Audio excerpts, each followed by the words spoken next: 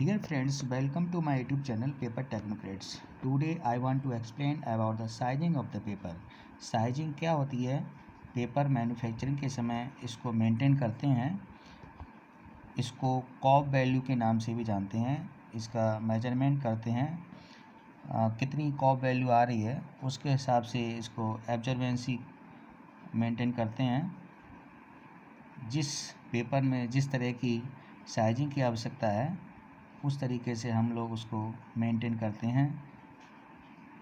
Maintain करने के लिए केमिकल्स को अप डाउन करके मेंटेन करते हैं साइजिंग।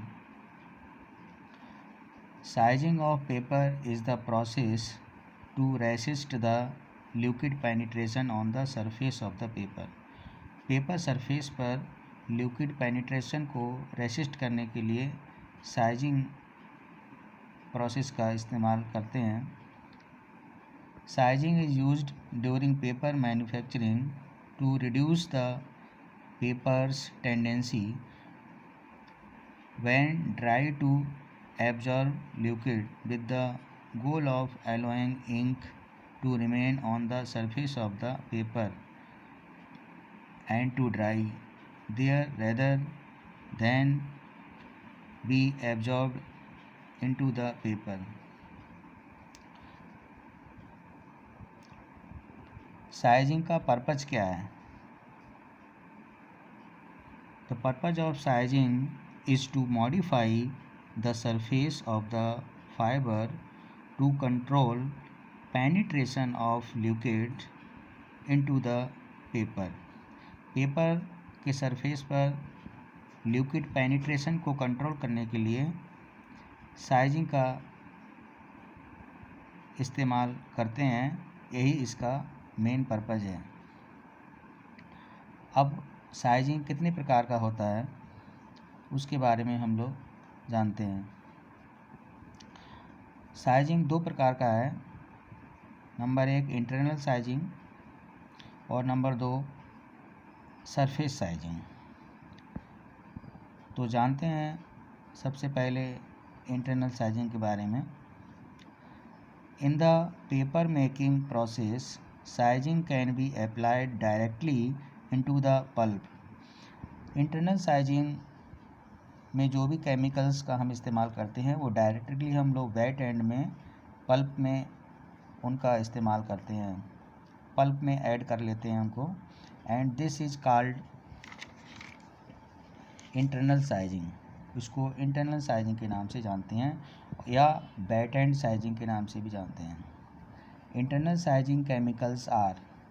इंटरनल साइजिंग में जो भी केमिकल्स का इस्तेमाल किया जाता है वो रोजिन है, PAC है, एलम है, ASA है और AKD है। अब आता है surface sizing. Sizing can be also applied externally after the paper has be form press and dried is called the surface sizing. Paper बनने के बाद उसको प्रेस करने के बाद और कुछ ड्राई होने के बाद में जब पेपर आगे पहुंचता है तो साइज प्रेस पर इस पर स्टार्च की कोटिंग की जाती है और इससे सरफेस साइजिंग की जाती है। Surface sizing typically consist of A starch solution. इसमें एक स्टार्च सॉल्यूशन से इसकी सरफेस साइजिंग की जाती है। Added to the surface of the paper bag. Paper पर अप्लाई किया जाता है रोलर के द्वारा। Surface sizing is applied. Surface sizing का इस्तेमाल या अप्लाइड किया जाता है टू इम्प्रूव स्ट्रेंथ। पेपर की स्ट्रेंथ बढ़ाने के लिए as well as impeding the penetration of ink. Ink की पेनिट्रेशन को रेस्ट्रिक्ट करने के लिए सरफेस साइजिंग पर स्टार्च की कोटिंग, फिल्म कोटिंग का इस्तेमाल किया जाता है। The thin layer of surface size decreases paper dust. Paper dust को डिक्रीज करती है, सरफेस साइज की जो फिल्म बनती है, फिल्म लेयर बनती है, इंक्रीज द सरफेस स्ट्रेंथ, और सरफेस की स्ट्रेंथ को इम्प्रूव करती है, और प्रिंटेबिलिटी को बढ़ाती है।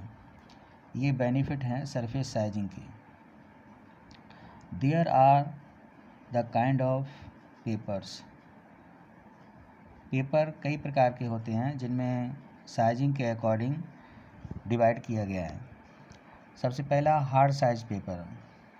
अब साइजिंग में कुछ पेपर हार्ड साइज होते हैं जिनको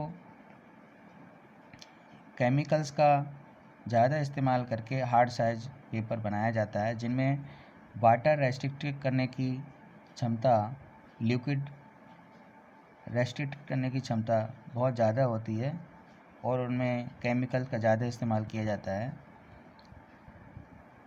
hard size paper have the maximum water resistant. Hard size paper maximum water resistant होते हैं and more sizing chemical used, और इनमें साइजिंग केमिकल का भी ज़्यादा इस्तेमाल किया जाता है, such as liquid packaging board and coated fine paper. Coated fine paper और लिक्विड पैकेजिंग बोर्ड में हार्ड साइजिंग की जाती है। Soft size paper.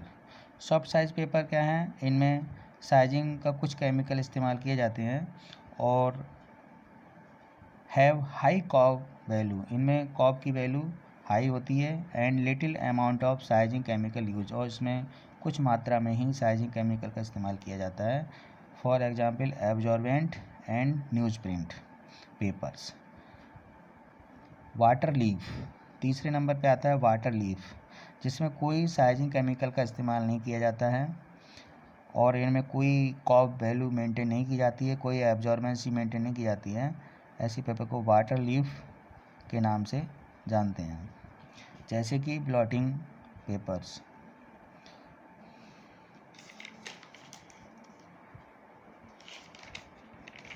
The Cobb value of the paper. Cobb value से हम लोग क्या समझते हैं? जो भी हम साइजिंग मेंटेन करते हैं उसका एक मेजरमेंट किया जाता है, उसको हम कॉब वैल्यू के नाम से जानते हैं। अगर कम कॉब वैल्यू है तो पेपर हार्ड साइज है, और अगर बहुत ज़्यादा कॉब वैल्यू है तो पेपर वाटर लीफ है, और अगर मीडियम कॉब वैल्यू है तो सॉफ्ट साइज पेपर है। The Cobb value of the paper. The Cobb test determines the amount of water absorbed into the surface by a sized paper or paper board in a set period of time, usually 60 seconds or 180 seconds, and is called COB 60 and COB 180. COB value एक निश्चित समय में paper द्वारा absorb किया हुआ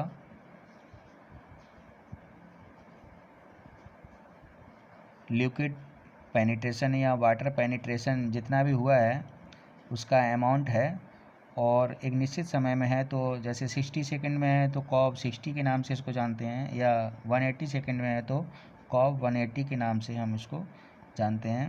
cob value is denoted in gram per metre square. Cobb value को gram per metre square unit में denote करते हैं। Reversion of sizing. अब साइजिंग करने के बाद कुछ समय के पश्चात या तो पेपर स्टोर रहता है या कहीं शिफ्ट किया जाता है, कहीं भेजा जाता है, तो उसमें साइज का रिवर्जन भी होता है कभी कभी। Size reversion can be defined as a decrease in fluid resistance. Fluid resistant over time as paper is stored और शिफ्ट। फ्लूइड का रेजिस्टेंस समय के हिसाब से काफ़ी समय के पश्चात फ्लूइड का रेसिस्टेंट कम हो जाना, ये रिवर्जन ऑफ साइजिंग कहलाता है। डियर फ्रेंड्स, ये वीडियो आप लोगों को कैसा लगा? अगर नॉलेजेबल वीडियो हो तो कृपया चैनल को लाइक करें, सब्सक्राइब करें और कमेंट भी करें, जिससे कि मैं इसमें इम्प्रूवमेंट ला सकूं। थैंक यू दोस्तों।